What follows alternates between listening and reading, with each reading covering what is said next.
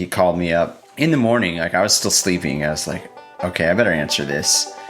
And he was like, dude, we're nominated for a Grammy. And I was just like, no, that's a mistake. They got it wrong. They don't know. It's some other wood and something else, or like, so it was totally, yeah, it was completely blindsided us.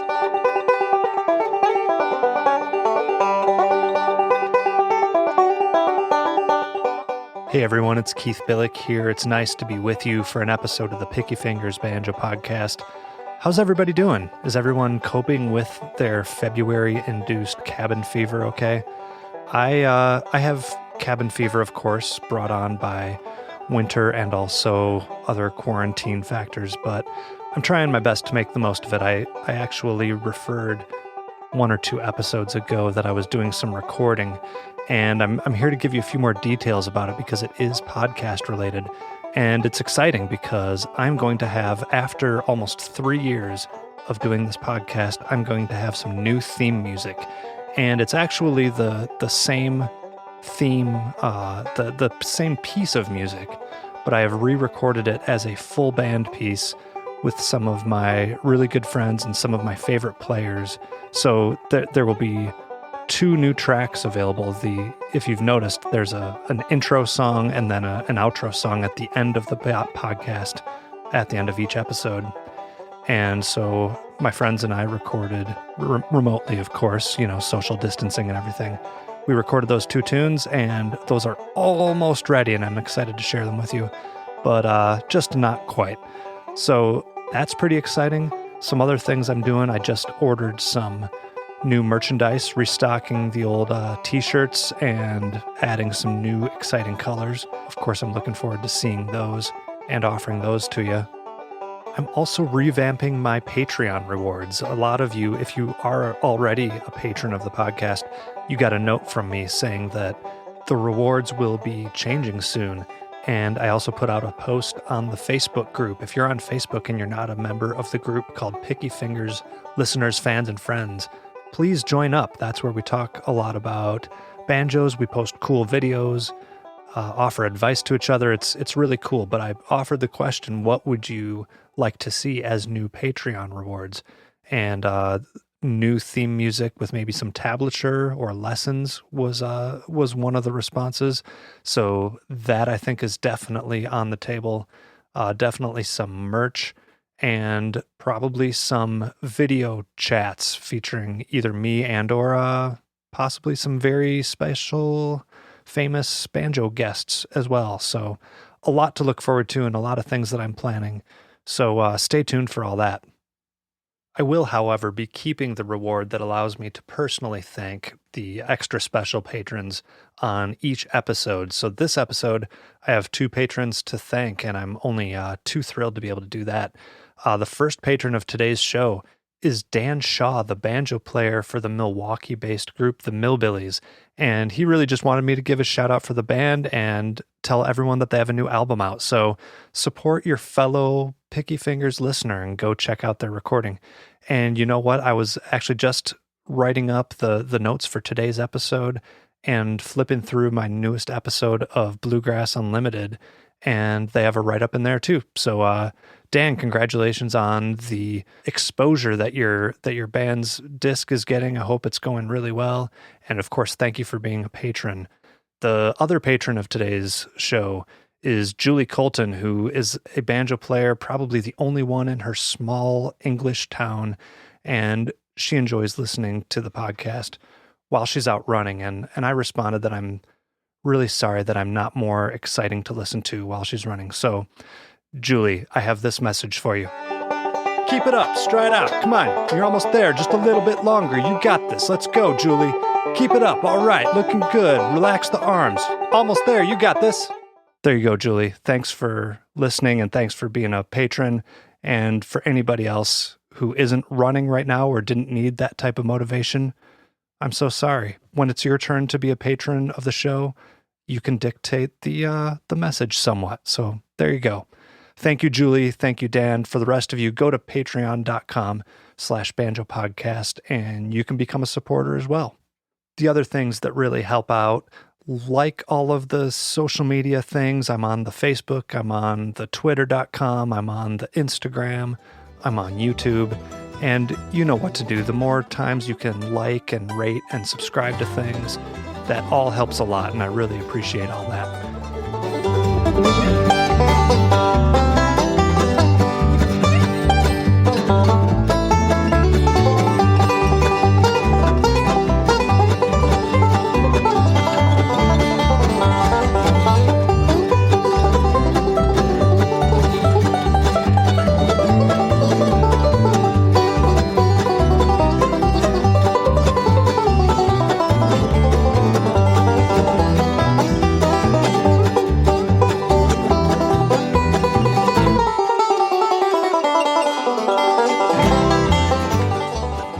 Today's featured guest is the banjoist Trevor Smith from the band Wood and Wire. Wood and Wire is an Austin, Texas-based band, and they do a great job of spanning all sorts of territory. Some songs you get some spacey, jammed out, improvisational type of stuff, and then they have a whole bunch of really great down-home solid songs. And part of my favorite aspect of their band that I talked to him about is just their cool arrangements. They always have little twists and little rhythmic variations that really keep the listener engaged. And I really dig their band, and I dig Trevor's banjo playing a lot too. And before we get too far in, I do want to say that Trevor is based around Austin, Texas, and we all know why Austin has been in the news this last week for those terrible winter storms and power outages. I did check in with him, and I'm happy to report that he and his household are doing just fine. Apparently, they didn't even lose power. They were very lucky. So Trevor is fine, and I sure hope any other listeners out there who were affected by that are also in okay shape. Just wanted to throw that out there before the episode started. But yeah, Wood and Wire, they're a great band. They were actually nominated for a Grammy for their 2018 album titled North of Despair. And I think you'll really enjoy hearing about their music and hearing about Trevor's playing. So here you go, Trevor Smith of Wood and Wire.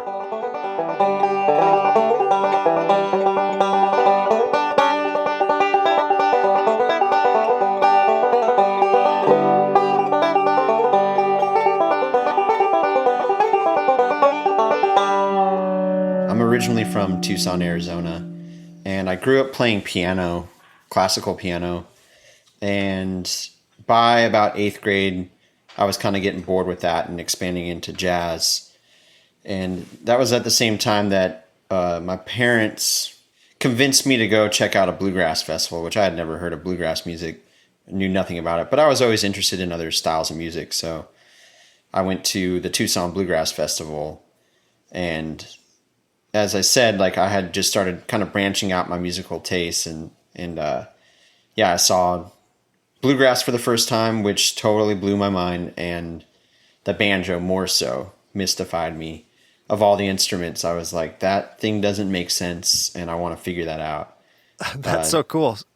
So a couple things to ask. For one thing, how old were you when this was happening, that you went to the Bluegrass Festival? I think I was 13. 13. Okay. Yeah, I'm pretty sure it was 13. And your parents encouraged you to go. Was that something they were already into, or were they just kind of curious, similar to you? Yeah, they both grew up, like my mom grew up going to bluegrass festivals. She's from Wisconsin originally. And so she grew up seeing like John Hartford all the time. And that was like her favorite person to see at bluegrass festivals back then. And my dad grew up playing. I mean, he started playing when he was playing mandolin when he was in his like 18, 19, 20 age group. And he grew up in upstate New York, which I knew he had some bands back then. And recently, I can't remember where it was. It might have been an IBMA where I ran into an old friend who had said that his old band opened for Bill Monroe. Like, so I guess they did all these shows that I just never knew about. And I talked to my dad about it like recently, and he was like, "Oh yeah, like they played right before Bill Monroe."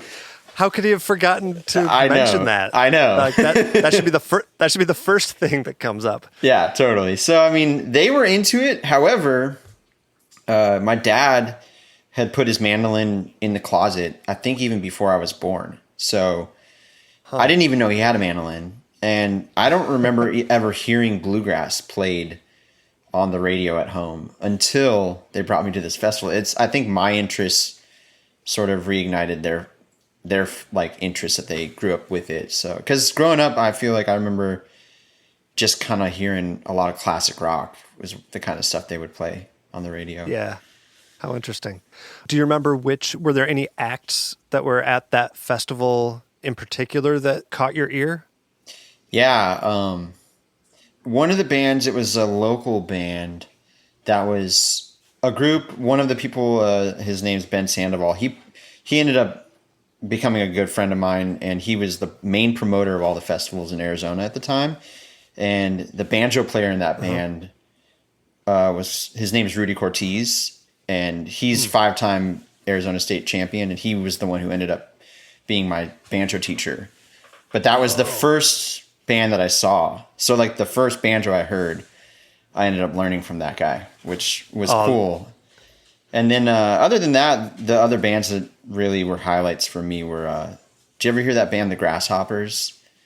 Oh, sure. Yeah. Yeah. So they were playing, I think Jeremy Garrett was in the band at the time. That was Jeremy Garrett's band. Patton Wages was the banjo player. I can't even remember, but they were amazing. And then the Cherry Holmes Family Band was also, like, those were the ones that kind of, I was like, oh man, those bands are so good. And what do you think, what you mentioned that it was the banjo in particular that caught your ear. What do you think it was about it that drew you toward it? It just that it's like so weird. I hadn't, it's possible if the first band I saw had a dobro in it, maybe I would have been like, that's weird. I want to figure that out. But right. No, I mean, it was weird that there was so much sound coming from it, and it looked like their fingers were barely moving. Every banjo player I watched all day, and I was just like, how is this happening? It just, yeah. But also in the intensity of the instrument, at the same time I was starting to play in punk and hardcore bands, and there was sort of an edginess to the sound of the banjo that I immediately was drawn to as well. So were you doing, what were you playing in punk and hardcore bands? I assume not piano. I actually had a hardcore band that we were kind of a keyboard core band. So we had like 2 keyboards, and we got like the crappiest keyboards we possibly could. We wanted them to sound horrible, and we would run them through lo-fi. Yeah. We would run them through like full stacks, like through distortion pedals, and just like, oh, that's hilarious. And my brother played guitar in it. But that was sort of like the most, I think that was the only band that in the hardcore realm that I was in the longest. And that band only existed for like maybe a year. But I went to a lot of hardcore shows. I was really, and still am really into hardcore. And so there's something that reminded me of sort of that edginess that bluegrass has. Not even just the banjo, just the sound, like the drive, just that intensity, that right, little bit of right away teenage aggression that needed to get out or something like that. Sure. Coupled with like the interest that I had in sort of the skillful playing of jazz musicians and stuff like that. Yeah, right. How did that parlay then into you actually owning a banjo and hooking up with, did you say his name was Rudy? Yeah, Rudy Cortez. Yeah, so at that festival, I was so interested, my parents bought me a banjo that day. We went to a booth, and there was like I still have it. I don't even remember what brand it is, but it was like $90 or something like that. And so they just bought me that, and then I got a Teach Yourself How to Play Banjo book or something like that, one of those Mel Bay books, and yeah, I absorbed that in like a month.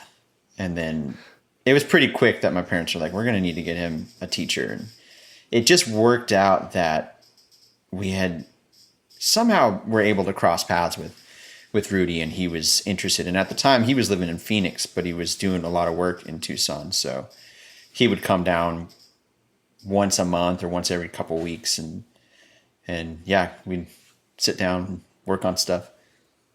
Nice. What were the main things that you learned from him? If you kind of look back at it, what do you think he taught you that you're maybe even still using today, or that helped you really build on your skills? A lot. He's a really cool guy and was a great teacher for me at the time, because I was coming from like classical and jazz, and I knew I wanted to do more than just bluegrass. I knew that right away, but I was really interested in getting good at bluegrass first. And he was a very traditional bluegrass player. So he was great for just grilling me on all the like traditional things that I needed to be learning, all the Scruggs licks. And he was also like really into sort of like the Warnick style and some stuff like that. So kind of, I think that at that sort of period of banjo playing where there were some more melodic ideas mixed in and stuff, and he kept me on that path and making sure that I was learning all of that, but also encouraging me to get as weird as I wanted to. Yeah, totally. Were there any other banjo players after you kind of caught the bug? What else were you listening to that you think influenced your style? The big ones were, eventually it was like Scott Vestal and Alison Brown.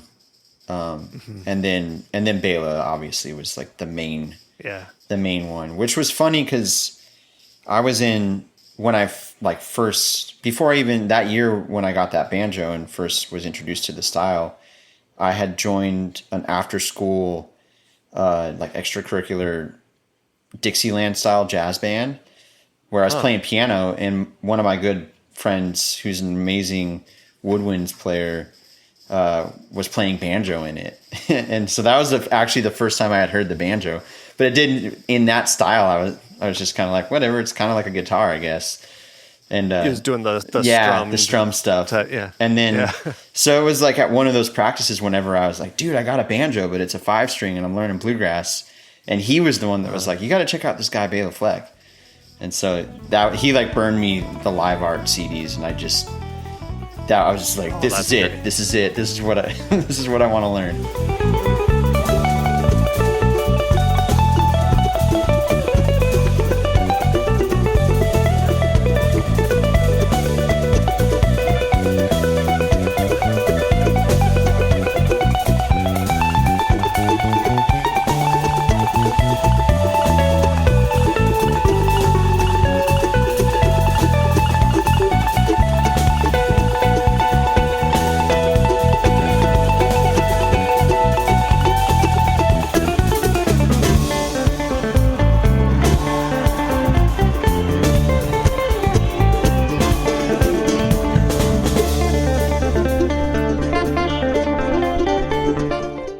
Take it from there. Eventually you, and this is probably skipping a few steps, I realize, but eventually you hook up with the guys who you play with now, or at least some of them. How did that all come together? Yeah, that was about 8 years ago. So I had moved to Austin to tour with a band called Green Mountain Grass, which I toured with for a few years when I was 18 and 19.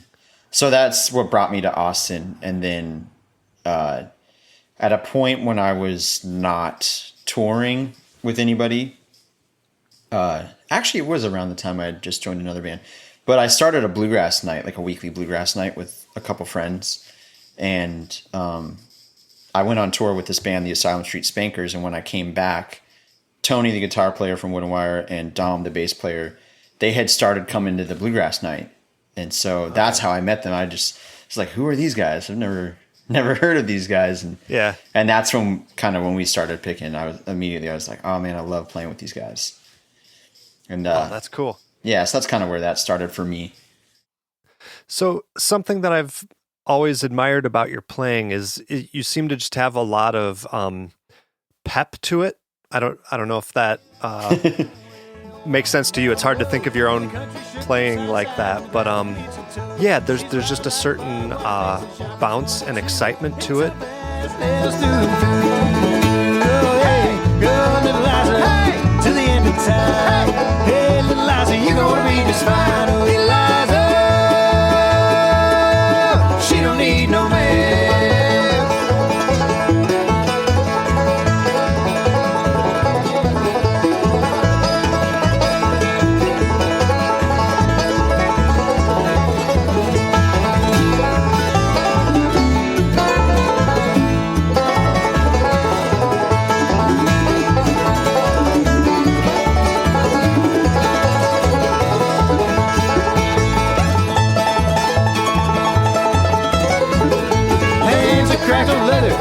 eyes blue as steel, but she don't need no man to slow her down to take the wheel. Was there anything in particular that you did to achieve your sort of timing that you have now? Lots of time with the metronome for sure. What sort of stuff would you do with that? I mean, I guess this is a good time to really just anything. Just maybe just noodling on a progression or something.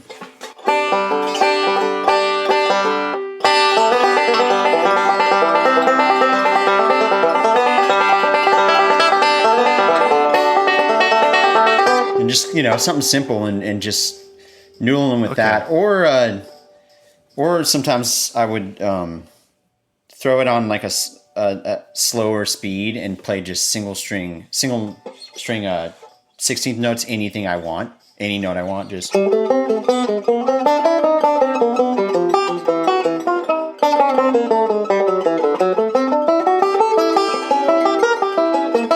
whatever, just and sort of speed that up over time.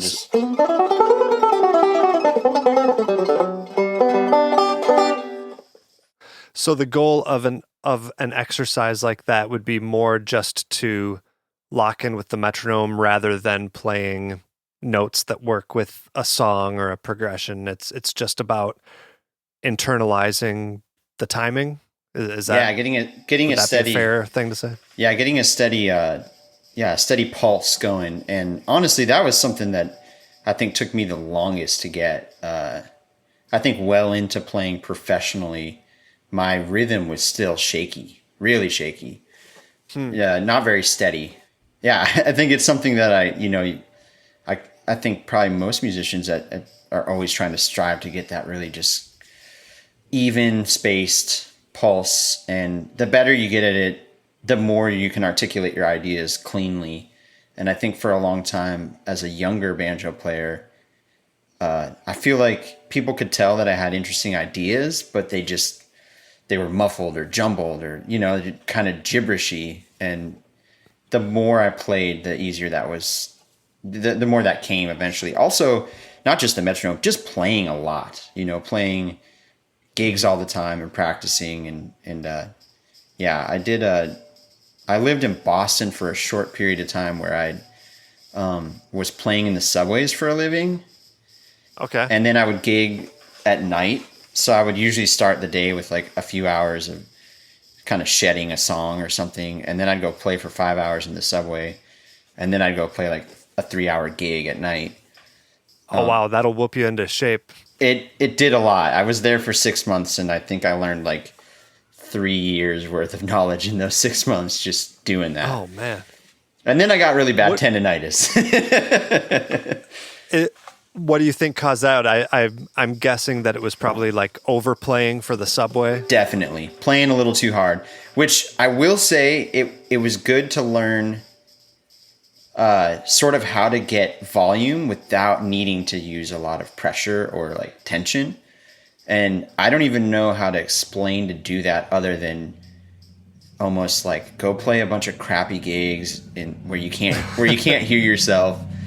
Situations like that where you learn to be efficient. You just kind of subconsciously absorb that. That helped a lot too with just having more clarity with my playing. Do you think it's a matter of like finding a sweet spot on the banjo itself where it Definitely. I don't know, where your every ounce of effort you use is just more efficiently transferred into sound? Yeah, definitely a sweet spot. That's what it seems like to me. Yeah, definitely a sweet spot. And then another thing that I learned, I went to one of the Rocky Grass Academies, I think when I was like 18, and Noam was teaching at that. And he was the first one that told me not to do sort of what you're told all the time, which is to play like square to the strings with your picks, and instead try and find an angle where you can get like sort of like square to the strings. It's a little scratchier, but if you kind of go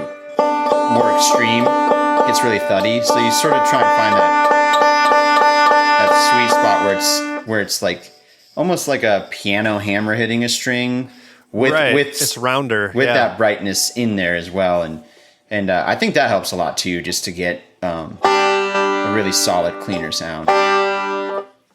Wow, that's really cool. I'm aware that it has that effect, but I guess I haven't put that much thought into trying to find a different way of doing that. So at this point, your typical playing position is not parallel to the strings? It's not, yeah. It's at an angle? It's sort of at an angle. And I guess I knew that that's what you're supposed to do with the flat pick.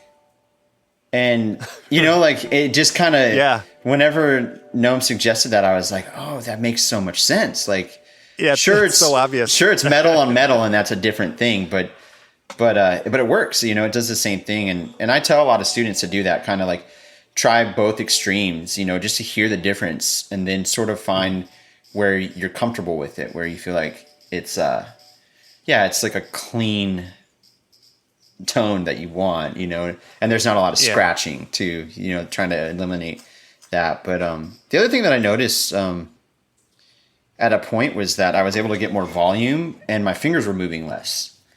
And I don't know, it's like another one of those weird things that I try and explain to students, because that's a very common thing. It's like your fingers want to go crazy, and it's right. It's I think for me it was just one of those things where I was playing so much that eventually it sort of naturally started to clean up on its own in a way. But I don't know, whenever I notice like, wow, I'm able to play a lot louder these days and my fingers aren't moving near as much as they used to.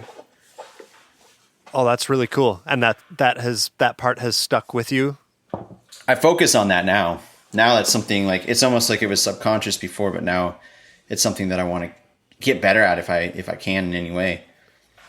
And are we talking just right hand, or is there a left hand aspect to that type of efficiency? I try to do that. I feel like my left hand is where I'm the weakest.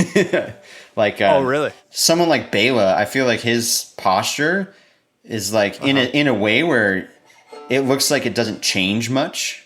And I feel like when I'm playing, like, and I see pictures of myself or a video of myself, I'll see my pinky like way off the neck and my hand just kind of look a little flat like that rather than arched, like sort of flat to the neck. That's stuff that when I see that, I'm like, I need to keep focusing on that. Just trying to keep sort of more of a, where my fingertips are ready to like play without having to put a lot of pressure on it, if that makes sense. And I think when you're flat to the neck, you're kind of like, you have to push harder against the strings, which feels really inefficient. Have you ever tried to play things that you would normally play with your first three fingers with your second group of three fingers? I've never tried that. That's a great idea, though. It sounds sounds like torture. That already like kind of hurts. It feels weird. Yeah, it's kind of weird, but it's a way to like give your pinky a workout and maybe train your hand to. I don't know if it helps or not. No, that's a cool idea. It's just something that helped me.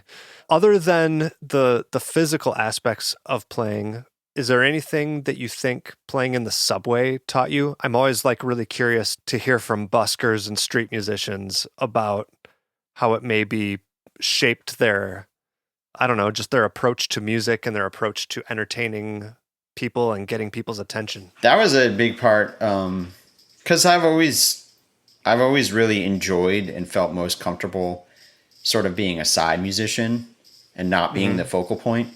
But at this point, I knew this was a way I could make money playing music in a town I knew nothing about. And it was just kind of, I had a friend who was doing it too. And I was like, I'm not going to get an amp. I'm not going to do, I feel like that'll add to the appeal, and the banjo's a loud instrument. So I'm just going to have to challenge myself to overcome that. And also overcome just like having the confidence to think that I could be an entertaining show person, which was not what I ever really felt comfortable doing. And also singing. I didn't really sing at all before then. And I was like, I have to sing to grab people's attention. So, and not just that, and you were doing, I had to sing loud, which like, it was like, oh yeah. So it was good for all those things. I've had a couple students where I've thought about like, all right, they're really good. They just need to get that clarity, that next thing, that volume, that attack. And I've thought about being like, go play on the street for a while, and then, but then second guess myself because I'm like, well, then again, that easily could have been bad for me at the same time. You know, like I'm lucky I didn't develop a bunch of bad habits. And I think that's because I'd already been playing professionally for years. So I had already been working on like reining it in and not going into catching myself when things aren't working. Well, that's a good point, and probably probably wise to. You can imagine a bunch of like students, pissed off parents. Why is my child out on the street corner saying that you told him to? Totally. That's funny. Like probably the better thing to do is just play some gigs. That helps a lot. Hey, sorry to interrupt everybody, but I just couldn't resist an opportunity to tell you about the world's most trusted source for new, used, and vintage fretted instruments, and that, of course, is Elderly Instruments, which is a family-owned business located in Lansing, Michigan. But if you're not in Lansing, that's okay. They ship worldwide, too. And they just have a vast selection of acoustic guitars, electric guitars, ukuleles, mandolins, all the accessories and books that you'd want for either of those, and of course plenty and plenty of banjos. And something that people don't often think about when you're buying stuff like that, particularly entry-level instruments, is the fact that they have a world-renowned repair shop as well. When all those instruments come into the store, if they do not pass a thorough setup and inspection by the repair shop, they get sent back, and that sometimes angers the suppliers of Elderly Instruments, but it lets you know that Elderly stands by their products, and they also have a helpful and knowledgeable sales staff to help you find what you need, and you can be confident that you're going to get something that is set up to Elderly's high quality standards. So if that sounds great, and I know it does, check them out at elderly.com or call 517-372-7880 to speak to one of their helpful salespeople. It's where I go, and it's where you should go too. The Picky Fingers Banjo Podcast is also proud to be sponsored by Peghead Nation. With Peghead Nation's streaming video courses, perfect for quarantine by the way, but they have courses in banjo, guitar, mandolin, fiddle, dobro, upright bass, and ukulele. You can learn bluegrass, old time, and plenty of other styles from some of the most talented players and instructors in roots music. For example, listen to some of the courses. These are just the banjo courses that they offer. A couple different classes with Bill Evans, such as beginning banjo and bluegrass banjo. You can learn clawhammer banjo with Evie Layden, Wade Ward style banjo with Bruce Molsky, the banjo according to Danny Barnes, and also contemporary bluegrass banjo with Wesley Corbett. And each of those courses includes high-quality multi-angle video lessons, downloadable notation and tab, play-along tracks, and plenty of tunes and songs to play. So it's everything you need to up your skills, especially in these isolated times. And listen up, because this is the best part. If you join any of Peghead Nation's video courses now, you're going to get your first month free by going to pegheadnation.com and use the promo code PickyFingers at checkout. That's Picky Fingers, all one word, all lowercase, at pegheadnation.com. Check it out. So I don't know if you'll remember this, but the way I became aware of your group is we met at IBMA and we swapped CDs. That's back when I was playing in Lindsay Lou and the Flatbellies. And I got to play with you and the boys a little bit, and I think we even did some late night triple banjo madness, you know, the stuff that happens at IBMA. So I've kind of been following you guys ever since, and it's been really cool. I mean, I guess I'll fast forward to you guys actually had a Grammy-nominated album, right? Yeah, the last album we did was nominated for a Grammy. It was 2018, I think, if I remember right. Yeah, what was that like? That's got to be a trip. Did you get to just tell me what was involved with all of that and what you got to do? It was totally a trip and completely unexpected. Yeah, so this was the first album we did in a studio that I've recorded at in Central Texas for years, and it's the first one we did with the label that we're with now, which is Bluehorn. And I think that I know that they were aware that we were on like the long list, you know, when they narrow it down to like the long list in every category, but they didn't tell us, which I'm kind of glad. So it was just out of the blue one day, Tony, the guitar player, he called me up in the morning. Like I was still sleeping. I was like, okay, I better answer this.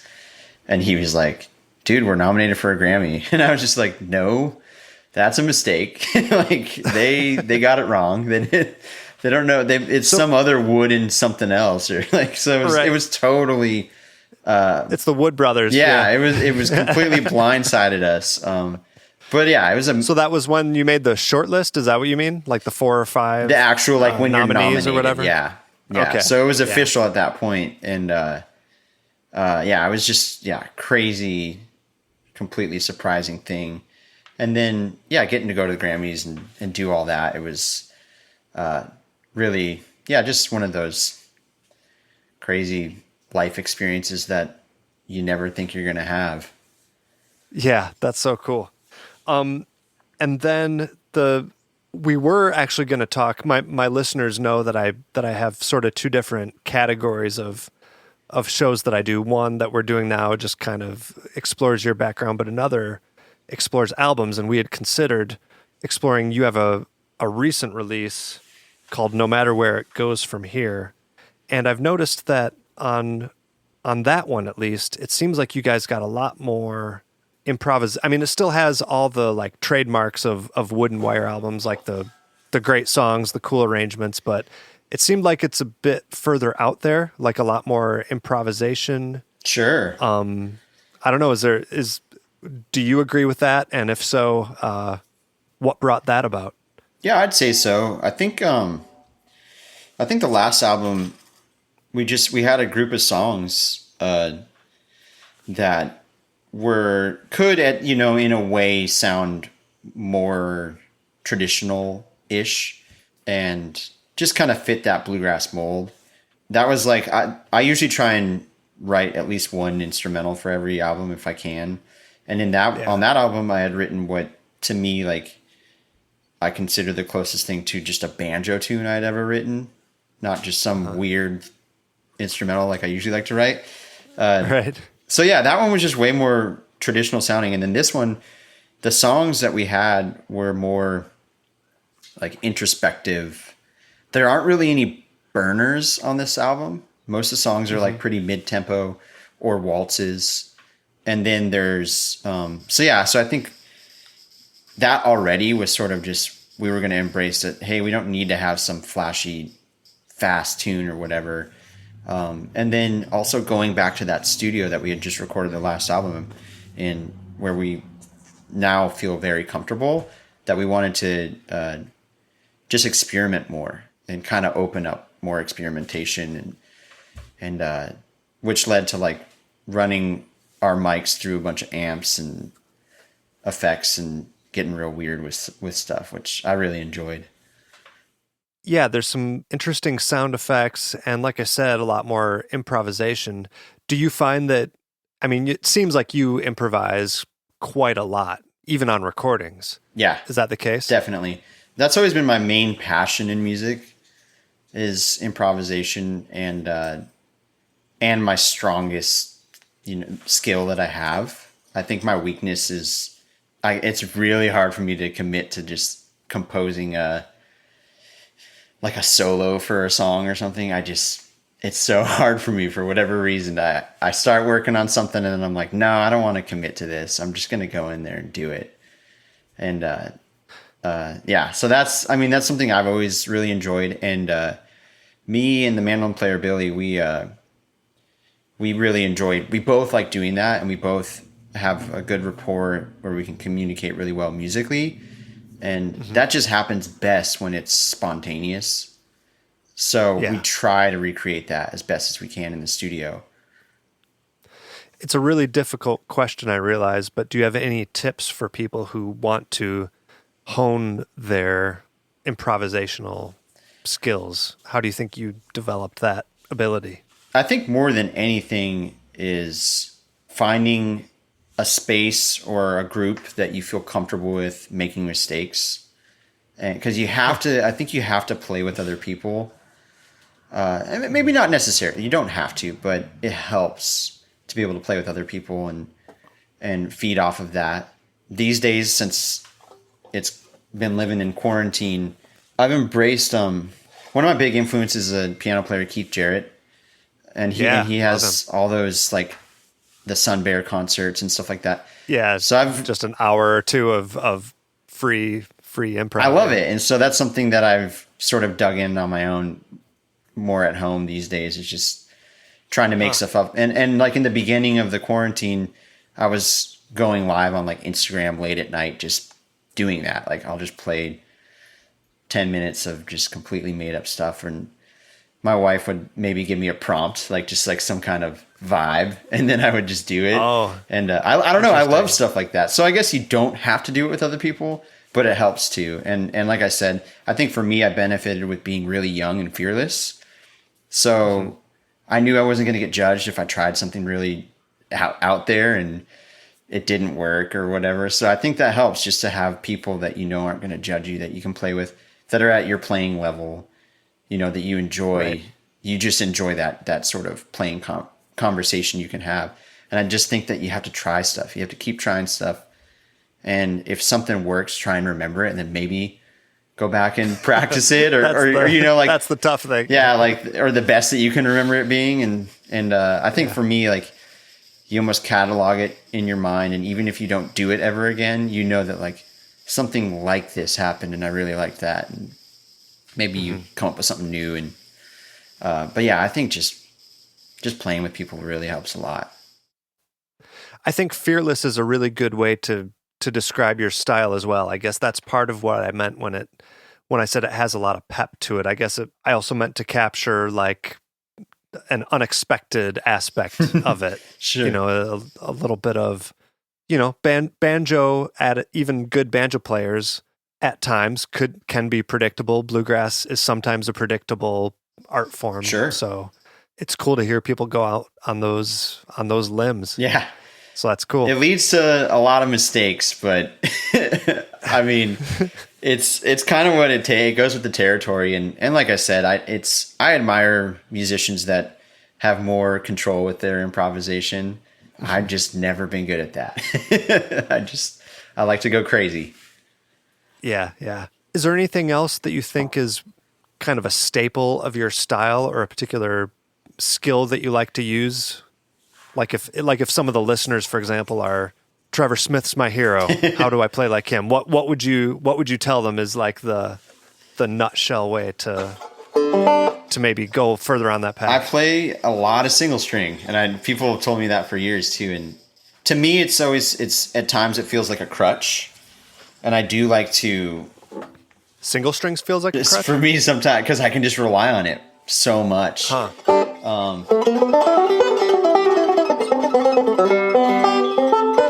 But yeah, sometimes I try and work things out that an idea might have single string melodic, just to do it, just to be like, okay, I don't have to do it this way all the time. But single string is something that opened up a lot for me. And I would just say, I don't know, it helps to work on that, to practice those scales, practice those positions. I like to relate my scales to my chord positions, just like.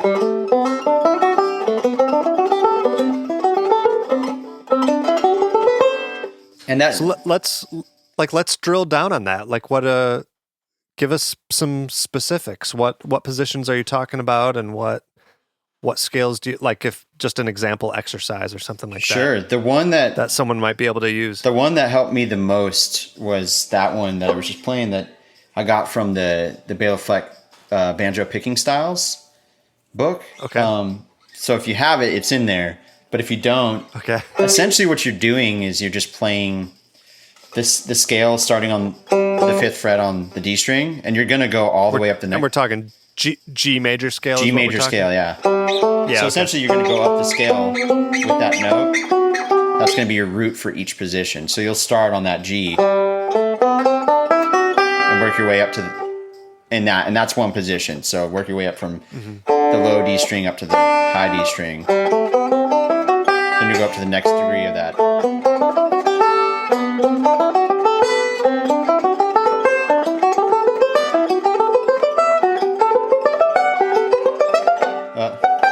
And so eventually if you just spend a bunch of time doing that, you start to see these shapes, and then you can kind of morph them. And what that helped me with was just being able to play in any key. And it actually reminds me something that I thought about when I was listening to the Alan Mundy episode of this podcast. He mentions Slim Ritchie, who is someone when I first moved to Austin, I played a lot with. And that's one of the things where I got to experiment with single string and where it could help me in playing like just playing jazz and playing in keys that I wasn't used to.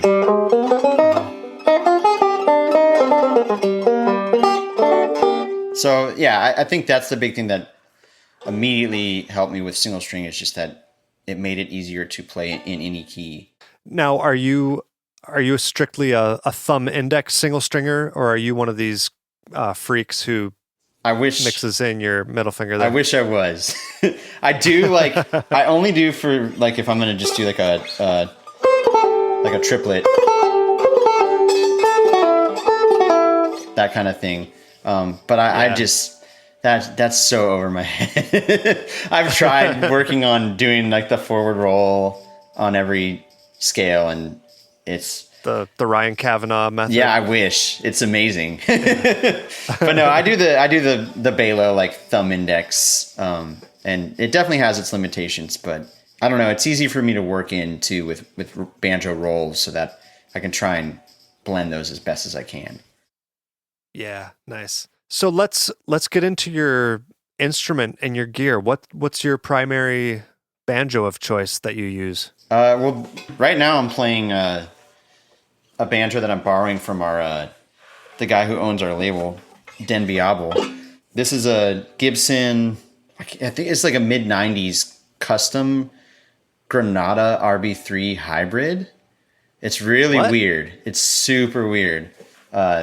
So explain this. What I mean, the fingerboard looks like an RB3. Yeah, so it's got like that RB3, the fingerboard, the rosewood, and the inlay pattern, and then it's mahogany, right? And it's got this weird dark finish that isn't black. It looks black, but it is very dark. Yeah, some kind of almost black brown, and then it's just got the gold, all the gold parts of a Granada. So it's engraved and everything, right? No, it's not engraved though. Right? And it's not engraved. It's just. Oh, I thought I saw the armrest. It's just gold plated. No, the armrest. Okay. Unfortunately, I should take it off because I'm wearing it out. All that gold plating's falling off. I should put a different one on. But no, this is what I've been playing lately. The other banjo that I have is the one that I've played most of my career, which is a Rich and Taylor Sonny Osborne model with a Huber tone ring. Yeah, those are the main ones that I play. So is there something about this one? I mean, without prying into whatever your arrangement is, but like, is there a reason you're borrowing this, or you just liked it? And he had it and he wasn't using it. And I mean, it never hurts to have another banjo on stage, which So another thing we've done, and on the last two records, I've done a lot of songs in low E or low F tuning. I'm nothing compared to you, baby. I'm nothing compared to you, baby. But I'll keep on hanging around 'cause you like it that way.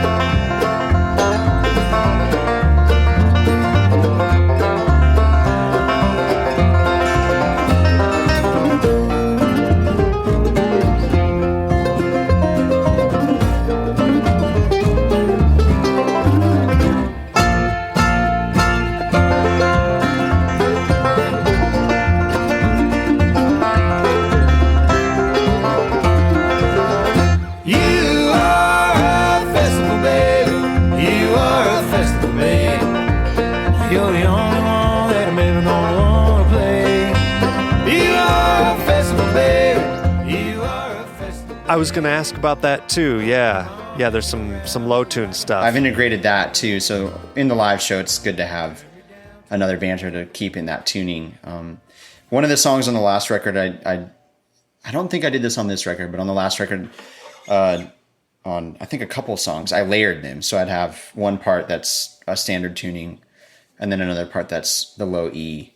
So, and then usually we'll like pan it So, and it's way in the background, but it just creates this low kind of warbly rhythm in the background. Oh, that's cool. I'm going to have to listen more carefully for that. That's cool. Yeah, on the last album, yeah.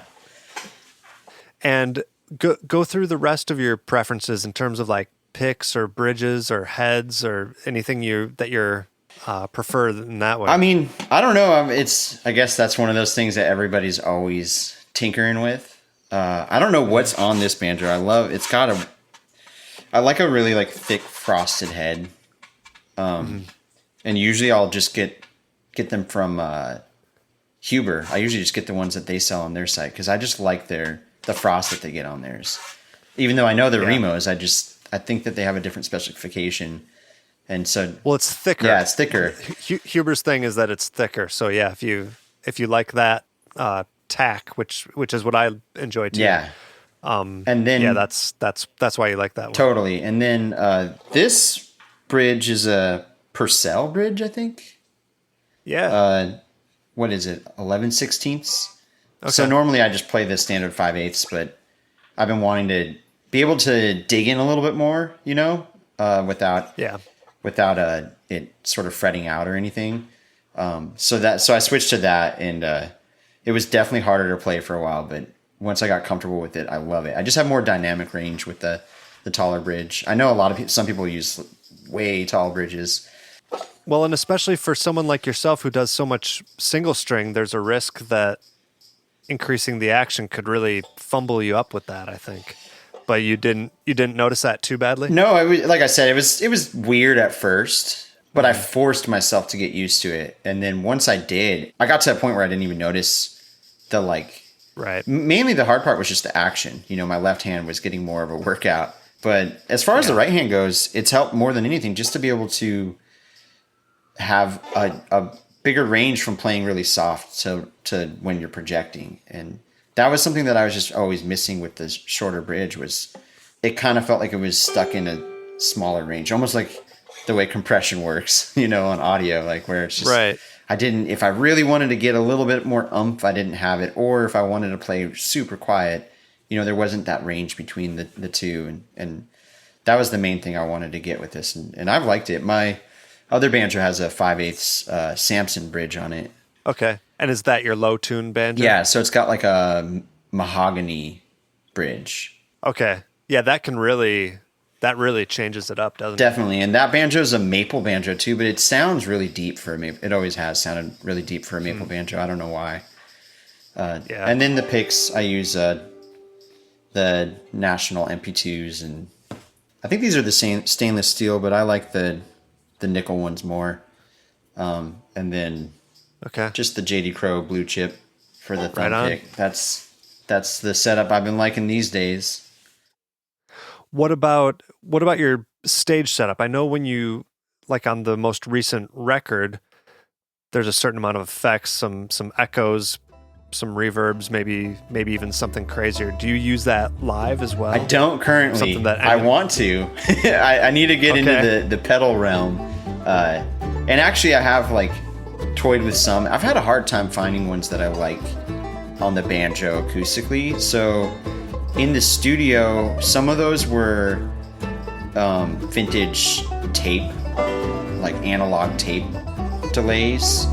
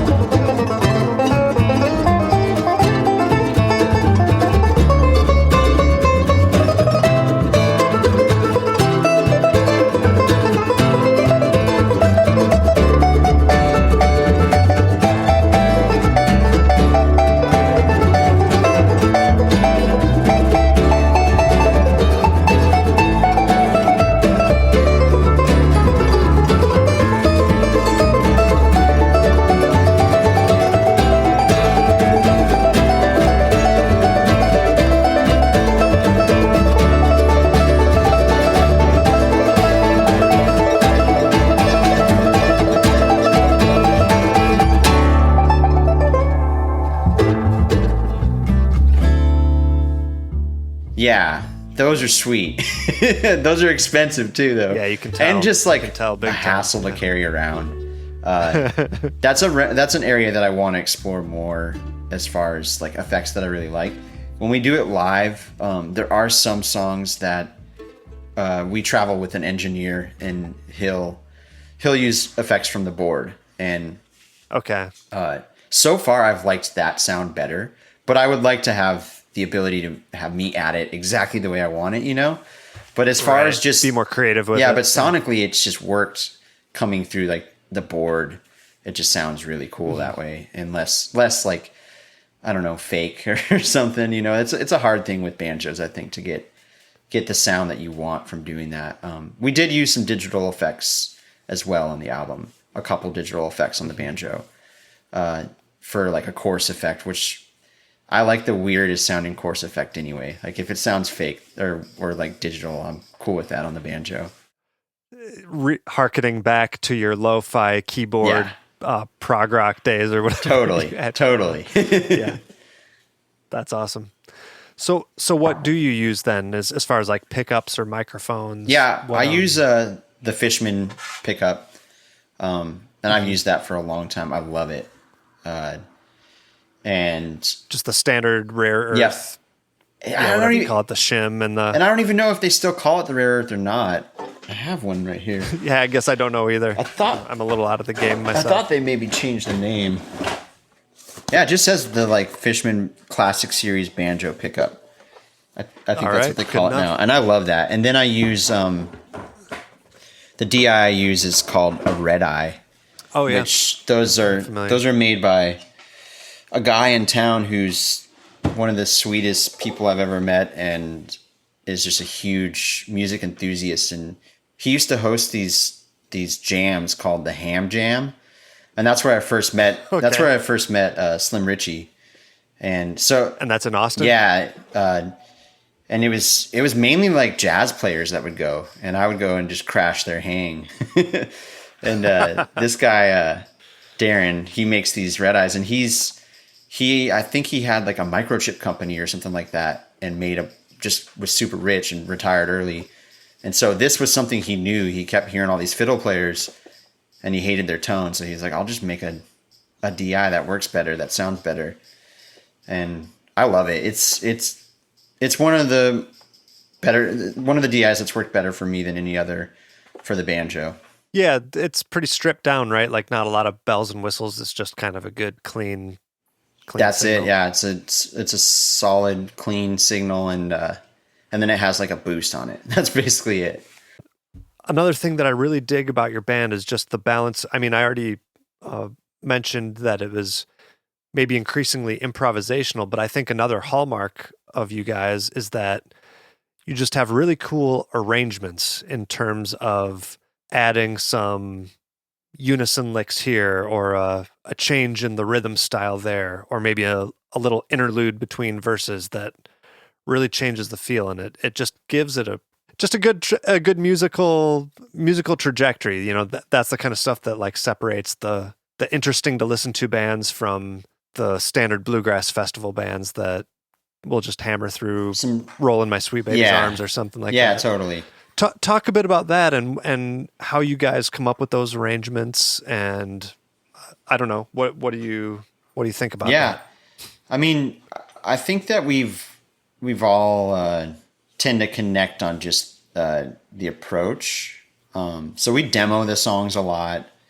Sometimes even on the road, we'll record a demo of a version of a song in the hotel room or something, and sort of hash it out over and over and over again, and try and find what suits the song the best. All the guys in the band are really good, have like a really good singer-songwriter tendency. I'm the only one who doesn't really do that.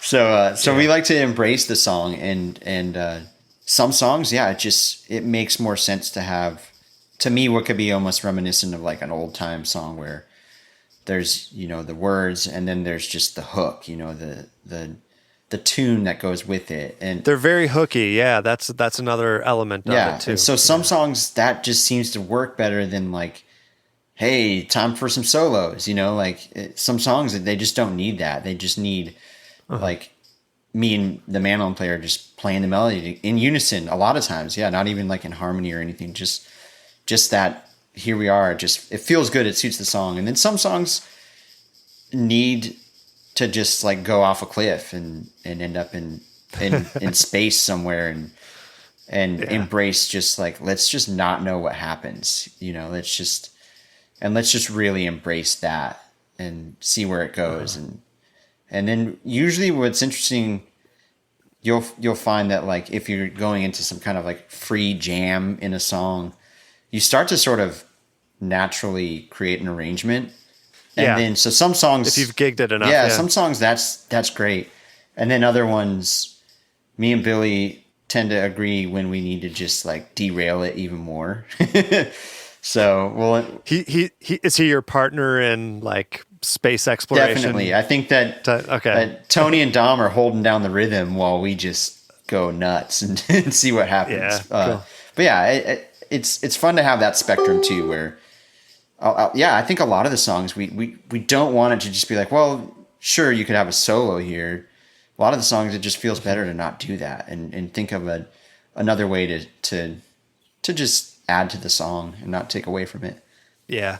Well, it's cool that you have a group that's willing to go along with both ends of that spectrum, the arranged and also the you and Billy catapulting everything into oblivion. I agree. Yeah, it's good. Well, did we forget to touch on anything that you wanted to talk about in terms of like your progression as a player, your personal style, or anything about the band? Definitely want to give you the last word on anything else that you'd care to say. I hope people check out the album that just came out. But no, I don't know. Just curious to see what ends up happening with the music world after this pandemic and how we're able to support each other in what's going to be kind of a regrowth, I think. Yeah, we're all doing our best to find our way, and people are getting really good at these live stream concerts, but man, it sure would be nice to be all together in person too. Definitely. Can't wait for that. Cool. Well, speaking of people listening to your album, give us all the internet stuff that people need to know to come find you. Yeah, just you can just Google Wood and Wire or Wood and Wire Band. And then it's woodandwireband.com is the website. And that can link you to where the album is. It's on Spotify and Apple and all the outlets. And it's all the places. Yeah. Excellent. Okay. Well, hey, thanks a lot, Trevor. Yeah, thank you. Yeah, looking forward to seeing you back on the road as soon as possible. Yeah, totally. Likewise.